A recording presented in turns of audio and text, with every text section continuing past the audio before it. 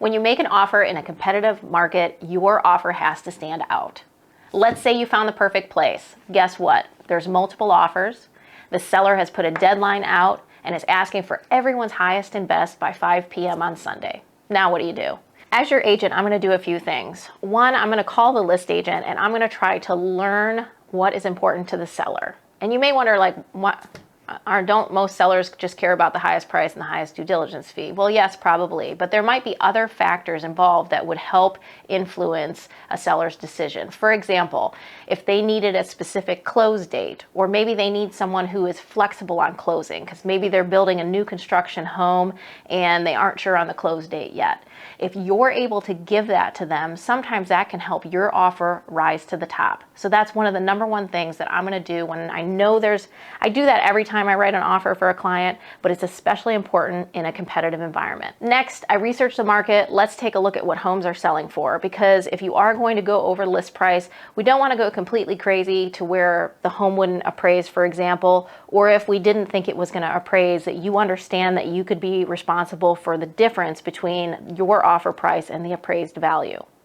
Finally, we're going to get together. Usually what I do is I have the buyers go and talk about what they want to offer, and I'm doing all my homework. And then the last step is we get together on a virtual call. We go through the offer page by page, and we talk through every single term in the offer, and we figure out what is going to make the best offer, what is going to be the offer that is easiest for the seller to accept. When we get together and we're reviewing the terms of an offer, I'm going to make suggestions. We're going to look at what the market activity has been, what homes have sold for.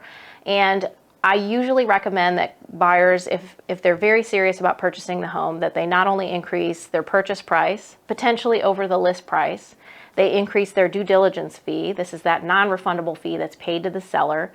So you want to increase that. The higher that fee is, you're telling the seller, hey, I'm less likely to back out of this transaction and lose however much money you offered as a due diligence fee. I also recommend that we give the seller the close date they want. And in some situations, sellers will ask, can we stay in the home for a couple of days after close to get moved? One of the things to think about when you're purchasing is the seller is going somewhere too. They're purchasing a home or they're moving somewhere.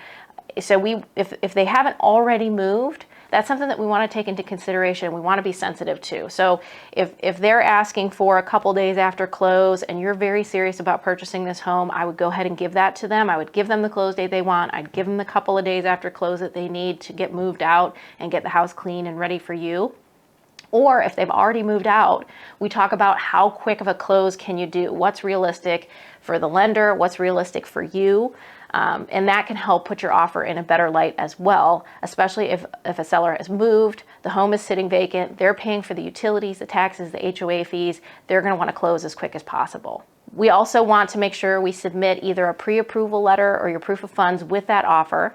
A pre-approval letter, you always want the pre-approval versus the pre-qualification. The pre-approval letter involves more documentation. A lender has looked at your tax returns, run your credit. You're more qualified with a pre-approval letter. That's basically saying that you're more likely to get a loan than a pre-qualification letter. So you always want to do the pre-approval letter versus the pre-qualification letter. So once we get all done with the offer, we have everything put together, we figured out that this is your highest and best offer, and we've put our offer in the best possible position to get accepted. I send the offer off to the list agent. And the most important step is, after that, is to confirm that the list agent has received the offer. I've had it happen a number of times where the offer has gone to spam. I may have received offers on listings that have gone to spam, so I always reach out to the list agent. I want to make sure that they received your offer, because especially if there's a deadline, you want to make sure that your offer is being considered, that it's on the table. And if it's sitting in someone's spam folder, there's a good chance that they don't even know you made an offer. If you want more information like this, check out my YouTube channel, Welcome to Raleigh.